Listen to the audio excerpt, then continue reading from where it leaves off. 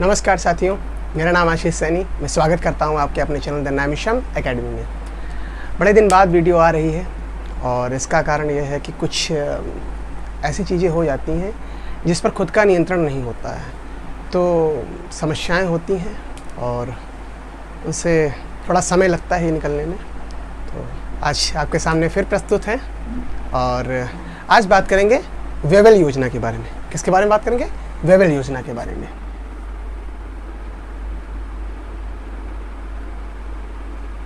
Wavell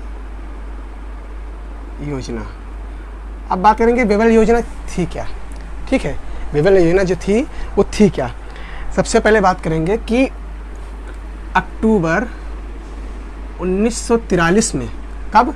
अक्टूबर 1943 में Lord लिनलिथिगो, कौन? Lord लिनलिथिगो। Lord लिनलिथिगो की जगह, लॉर्ड लिनलिथिगो की जगह किसको बनाया गया वायसराय? लॉर्ड वेवेल को। किसको बनाया गया? Lord Wavell. अब इन्हीं के नाम पर, वेवेल के नाम पर ही वेवेल योजना है। जो भी वायसराय आते थे उन्हीं के नाम पर वो योजना हो जाया करती थी। अच्छा, अब फिर आगे बात करते हैं कि वेवेल ने क्या किया। जो वायसराय थे वेवेल, कौन थे? वेवेल। इन्होंने क्या किया कि भारत में, कहाँ? भारत में संवैधानिक गतिरोध को दूर करने के लिए, किसको? संवैधानिक गतिरोध। संवैधानिक गतिरोध को दूर करने के लिए, संवैधानिक गतिरोध को दूर करने के लिए और एक अच्छा माहौल बनाने के लिए, जो अभी भारत छोड़ो आंदोलन 1942 में आपने देखा था हुआ था, उन सबको ये सब क्रियाएं होने लगी थी, तो अंग्रेज़ों की तरफ से सोचा गया कि अब इसको नियंत्रण करना चाहिए। तो उसी समय लॉर्ड वेवेल आते हैं। ये कौन आते हैं? वायसराय आते हैं। कब बनते हैं? 1943 में बनते हैं। इन्होंने क्या किया? वेवेल ने भारत में संवैधानिक गतिरोध को रोकने के लिए एक योजना प्रस्तुत की। कौन सी योजना है? एक योजना प्रस्तुत की।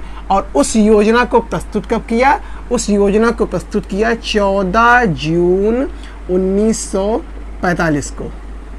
14 जून 1945 को उस योजना को प्रस्तुत किया। ठीक है, फिर बात करते हैं कि इस योजना को कहा क्या गया? इसी योजना को कहा गया भैया वेवेल योजना। ठीक है, ऐसे हमारी वेवेल योजना का निर्माण होता है और आप लोग समझ गए होंगे कि वेवेल योजना का काम क्या है। ठीक है, वेवेल योजना संवैधानिक गतिरोध को रोकने के लिए लॉर्ड वेवेल ने एक योजना प्रस्तुत की। कब की? 14 जून 1945 में, और उसका नाम क्या हुआ? वेवेल योजना, मतलब वायसराय के नाम पर ही। ठीक है, फिर बात करते हैं फिर इसके आगे काम क्या हुआ। इसके आगे काम हुआ कि केंद्र की कार्यकारिणी परिषद करेंगे। ये कहा गया कि केंद्र की कार्यकारिणी परिषद का गठन किया जाएगा। अभी नहीं करेंगे, मतलब अभी हुआ नहीं है। इस योजना में था कि केंद्र की कार्यकारिणी परिषद का गठन करेंगे। ठीक है, उस केंद्र की कार्यकारिणी में होगा का, जो केंद्र की कार्यकारिणी परिषद होगी उसमें सदस्य कौन कौन होंगे? उसमें सदस्य होंगे हमारे वायसराय होंगे। ये कहा गया था, इस योजना में लिखित था कि हमारे वायसराय होंगे और फिर सेना प्रमुख होंगे। सेना प्रमुख होंगे, पहले हो गए वायसराय, दूसरे हो गए सेना प्रमुख, और तीसरे नहीं, मतलब जो अन्य होंगे, एक वायसराय होगा, दूसरा सेना प्रमुख होगा, और जो अन्य होंगे वो सारे भारतीय होंगे। इस योजना में यह प्रावधान किया गया था कि पहले वायसराय होंगे और सेना प्रमुख होंगे और अन्य जितने भी सदस्य होंगे सारे भारतीय होंगे। भारतीय में हिंदू मुस्लिम सारे काउंट होंगे। वायसराय के पास कौन सा विभाग रहेगा? वायसराय के पास प्रतिरक्षा विभाग रहेगा। ठीक है, प्रतिरक्षा विभाग वायसराय के पास रहेगा। सेना प्रमुख, फिर उसके बाद में सेना प्रमुख कह सकते हैं या आप सैन्य प्रमुख कह सकते हैं, बात एक ही है। ठीक है, और अन्य जो हैं भारतीय होंगे। ठीक है, अब आगे बात करते हैं, एक मिनट, अब आगे बात करते हैं कि जो ये भारतीय होंगे ये कौन कौन होंगे, कितने हिंदू होंगे, कितने मुस्लिम होंगे। तो इसमें कहा गया कि हिंदू और मुस्लिम की संख्या बराबर होगी। फिर इसमें दूसरी बात आई कि वायसराय जो है वो बिना कारण के, वायसराय बिना कारण के वीटो मतलब पावर होती है, सारे नियमों कानूनों को वो तोड़कर वीटो, जैसे मान लीजिए अभी आपको बता चुके हैं पिछली क्लासेस में, जैसे हम घर पे हैं, हमारे पिताजी हैं, मम्मी हैं, सब लोग हैं, तो अगर कोई भी बात घर में रखी जाती है तो वीटो पावर किसके पास है? वीटो पावर पिताजी के पास है। अगर वो बात काट देंगे तो सबकी बातें कट जाएंगी। इसी प्रकार से वीटो होता है कि वायसराय के पास वीटो होता है कि वो अपनी कार्यकारिणी परिषद जो है उसकी बातों को काट कर वो वायसराय अपनी बात को प्रथम रख सकता है।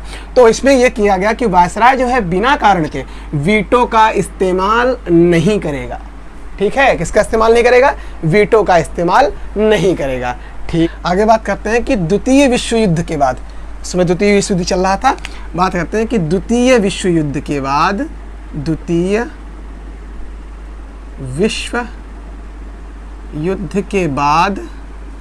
भारतीय अपना संविधान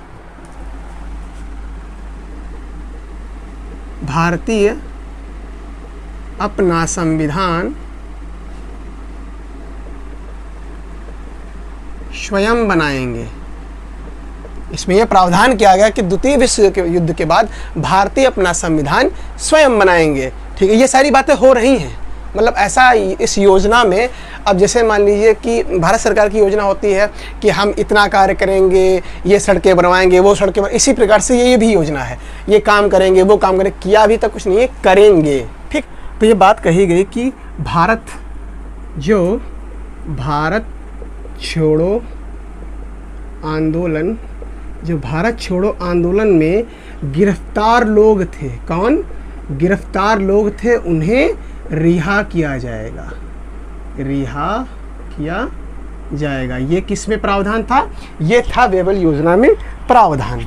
ठीक है, फिर इसके बाद में बात करते हैं कि वेबल योजना का प्रावधान क्या था कि भारत छोड़ो आंदोलन में जो गिरफ्तार हो गए थे, क्योंकि साइमन गो बैक और भारत छोड़ो आंदोलन के नारे लगने लगे थे, गांधी जी ने कहा था करो या मरो, इस प्रकार के सारे, मतलब उस समय का माहौल ही कुछ और हो गया था, तो उसमें गिरफ्तार कर लिए गए थे लोग। तो जो गिरफ्तार किए गए थे उन्हें रिहा किया जाएगा। तो इस बात को इसमें कहा गया वेबल योजना में। और इसका लास्ट पॉइंट ये है कि शिमला में सर्वदलीय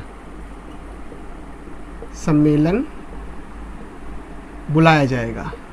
इसमें क्या कहा गया कि शिमला में सर्वदलीय सम्मेलन बुलाया जाएगा, मतलब शिमला में एक सम्मेलन होगा जिसमें सारे दल के नेता लोग उपस्थित होंगे। ये बात कही गई वेबल योजना में। तो वेबल योजना में क्या कहा था आपने देख लिया। अब बात करेंगे वेबल योजना के आगे। ठीक है, एक मिनट से रेस कर दें।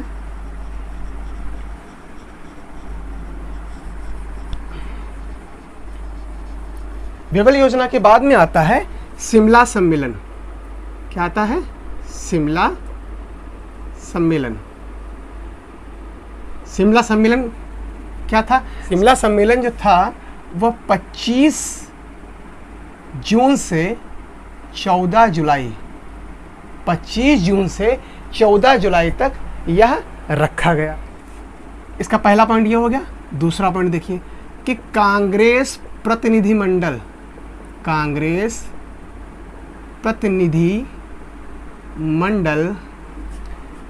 की अध्यक्षता कौन कर रहा था?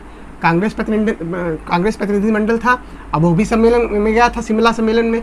फिर उसके बाद में जो इसके अध्यक्ष थे, इसकी अध्यक्षता कौन कर रहा था? इसकी अध्यक्षता कर रहे थे अबुल कलाम आज़ाद।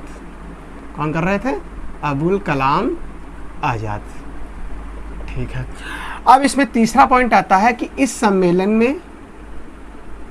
सम्मेलन में गांधी जी ने भाग नहीं लिया था। ठीक है, फिर उसके बाद में बात करते हैं। चौथा पॉइंट ये है, जो कार्यकारिणी परिषद होगी, जो गवर्नर की कार्यकारिणी परिषद होगी, उसमें जो मुस्लिम नियुक्त होंगे, मुस्लिम जो नियुक्त होंगे तो मुस्लिम लीग उनको नियुक्त करेगी। ये मुस्लिम लीग का एक तरीके से प्रस्ताव था कि जो कार्यकारिणी परिषद में, अभी वेवेल योजना में बताया था कि कार्यकारिणी परिषद में मुस्लिम आधे हिंदू नियुक्त किए जाएंगे, तो उसी के चलते कहा मुस्लिम लीग ने, क्या कहा कि जो कार्यकारिणी परिषद में नियुक्त होंगे मुस्लिम, जो मुस्लिम नियुक्त होंगे उनको मुस्लिम लीग ही नियुक्त करेगी। तो चौथा पॉइंट यहाँ पे बन जाता है, क्या बन जाता है कि कांग्रेस ने इस बात को अस्वीकार कर दिया। कांग्रेस ने कह दिया भैया ऐसा नहीं होगा, आप कुछ नहीं कर सकते, इसमें जो करना होगा गवर्नर जनरल करेंगे। 14 पॉइंट जुलाई को, 14 जुलाई को वायसराय ने शिमला सम्मेलन को असफल घोषित कर दिया। 14 जुलाई किस तारीख को? 14 जुलाई को वायसराय ने शिमला सम्मेलन को असफल घोषित कर दिया। ठीक है, असफल घोषित क्यों कर दिया? छठा पॉइंट देखिए, छठा पॉइंट क्या बनता है कि जहां कांग्रेस की मांग थी कि एक अखंड भारत की स्थापना हो, वहीं मुस्लिम लीग जो था वो भारत का विभाजन चाहता था और एक पाकिस्तान का निर्माण चाहता था। यह मुख्य कारण थे। तो आप लोगों को समझ में आ गया होगा वेवेल योजना के बारे में, शिमला सम्मेलन के बारे में। और वीडियो अच्छी लगी हो तो लाइक कीजिएगा, सब्सक्राइब कीजिएगा और लोगों के साथ जरूर शेयर करें जो स्टडी करते हैं, इस क्षेत्र में है, कॉम्पिटिटिव एग्जाम की तैयारी करते हैं, उनको जरूर, उनके तक ये वीडियो जरूर पहुँचाएँ और बहुत ही उपयोगी होगी उनके लिए भी। और मिलते हैं नेक्स्ट वीडियो में। नमस्कार।